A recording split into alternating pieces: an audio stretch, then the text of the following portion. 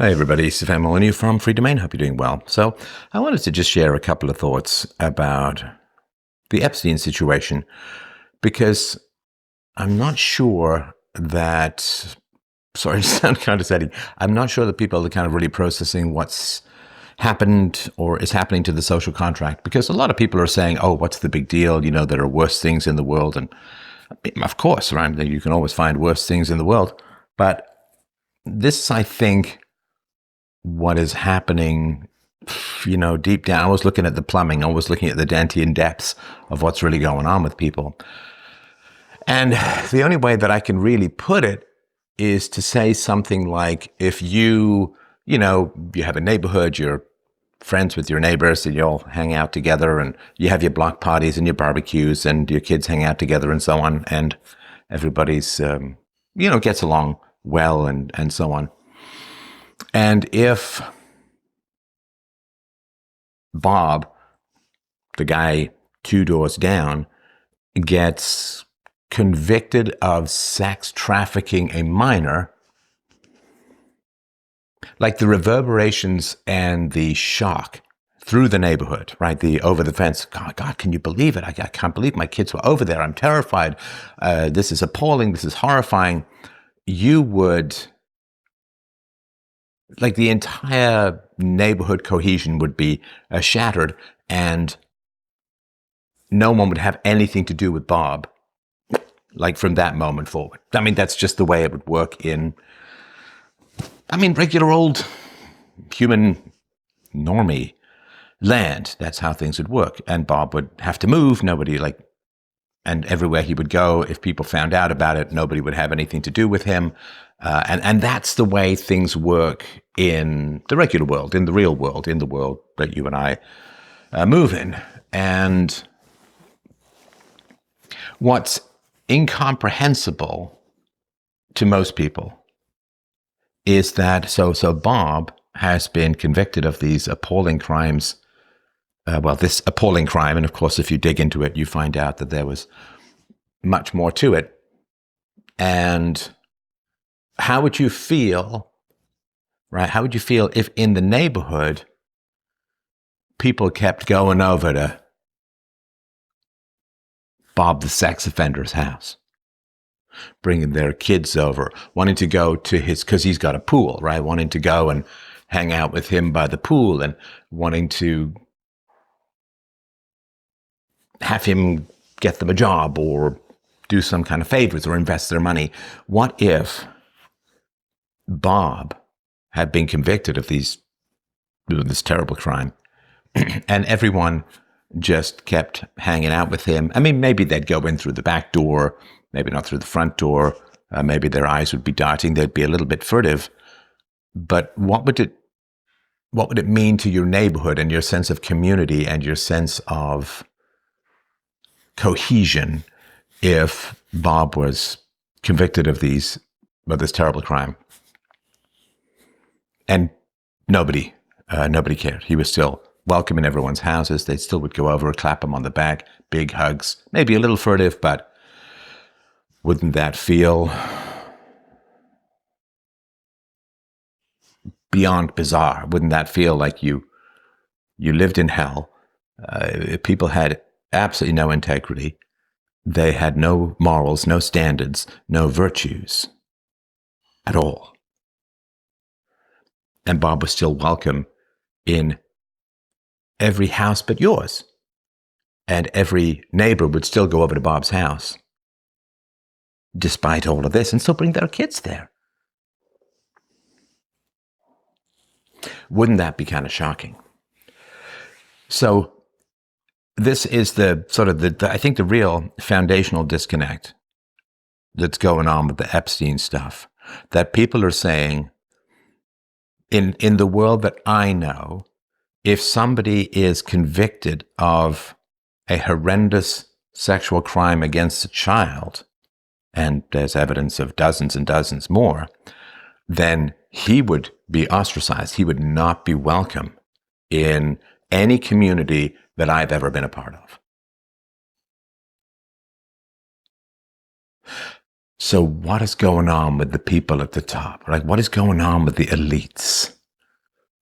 That they'll make some nods towards, well, you know, this is kind of disapproved of and this seems kind of squidgy. And like they would make some nods towards that kind of normality or, quote, respectability or what other people would accept.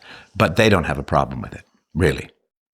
They don't have a problem with that. I won't go through all the list of the names. I'm too old to be shocked, but I'm still shocked by some of these names of people. I'm still shocked. So I think what's happening is people are willing to defer to people in charge if those people in charge understand them and want the best for them and they have stuff in common and they inhabit the same moral universe, right? I think what's happening is people are truly, like at a very foundational level, recognizing that the people in charge, the people at the top, are foundationally, fundamentally different, opposite, alien, right?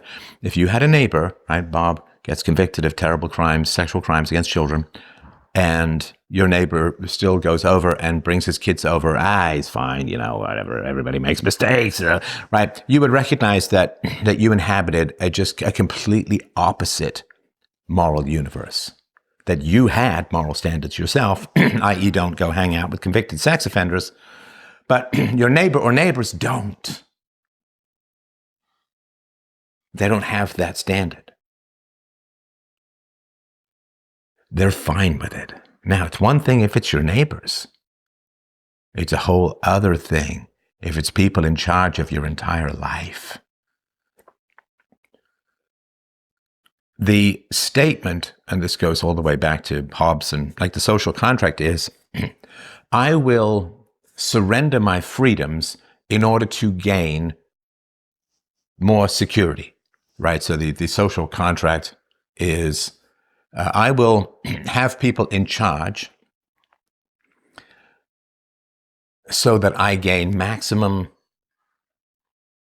security, freedom, property rights. So if nobody's in charge, this is the theory, right? If nobody's in charge, it's just a war of all against all, and nature red in tooth and claw, and life is nasty, brutish, violent, and short.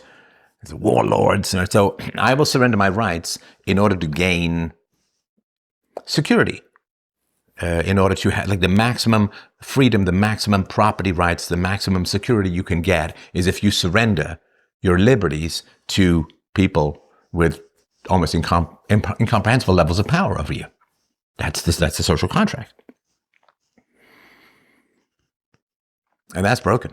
I mean, like really at a foundational level, people are getting a very eerie, surreal, break the matrix kind of feeling. The people up there, like the people in charge, are really, really, really freaking different. You know, like there's this old sort of trope, like the tinfoil hat can be like, we're ruled by aliens and so on. But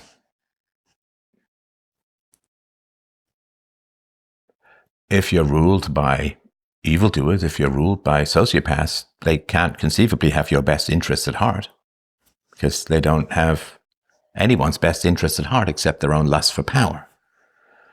So when people look and they say, well, I mean, if someone I knew like Epstein, who, you know, may have been a bit quirky, a bit odd, maybe have given a bit of a funky vibe or like something's kind of off about him, but, you know, whatever, people are different, eccentric, right? But if it turned out that he was a predator preying upon innocent children, then you would recoil from that, right? You would recoil from that. But they don't. They, like the people in charge, so many of them, they continue to flock to him and they have no problem with it. They're fine with it. Moral leaders, intellectual leaders, political leaders, media leaders, social leaders, like all of the people who claim moral authority, or people who lecture everyone else on how the world should be and what's right and what's moral and all of that, like the Chomskys and the Sumners and so on, right? The Summers. So, Larry, not Gordon.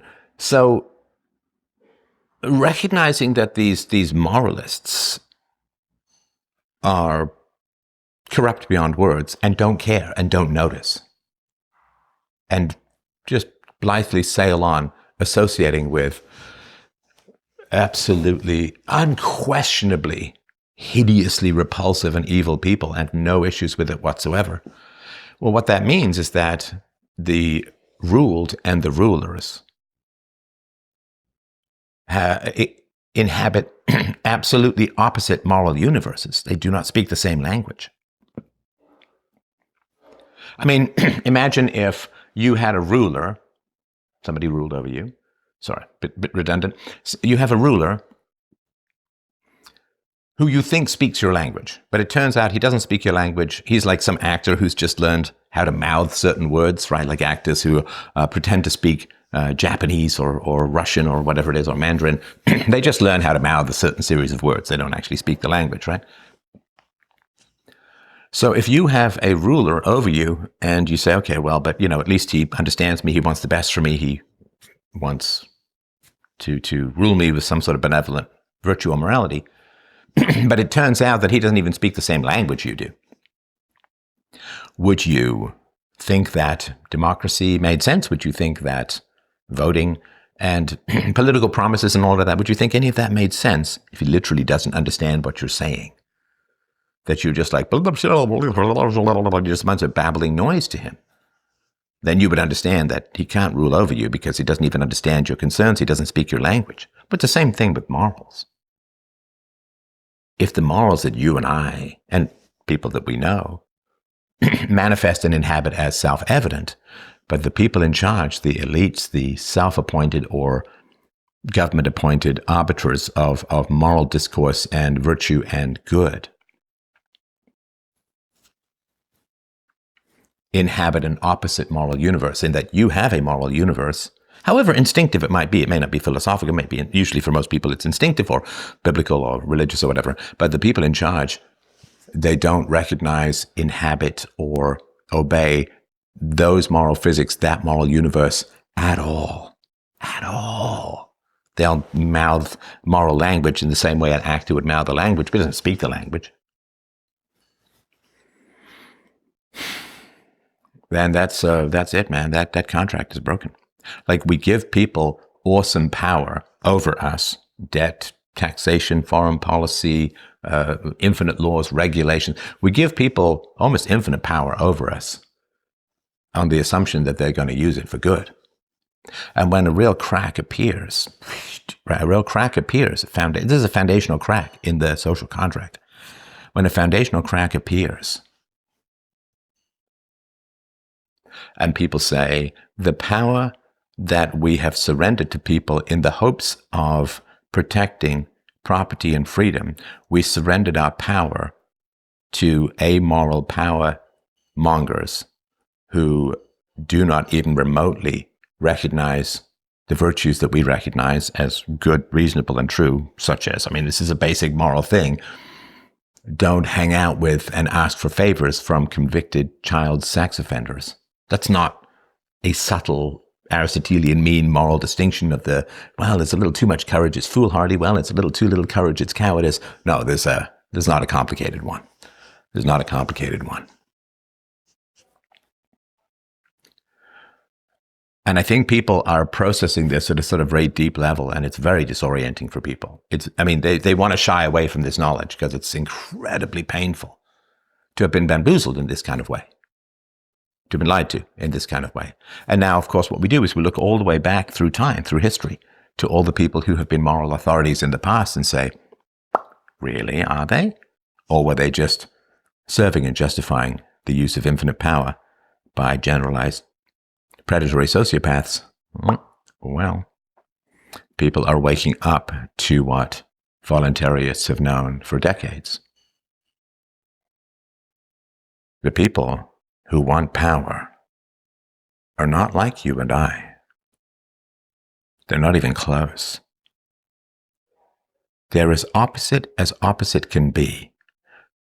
The opposite of a good person is not an evil person.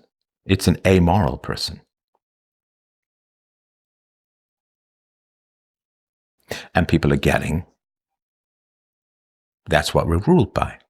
People who do not even recognize any of the same moral realities that you and I inhabit on a daily basis. They're absolute opposites, completely different, entirely alien, foreigners, not just to the country of morality, but to the entire universe of moral physics.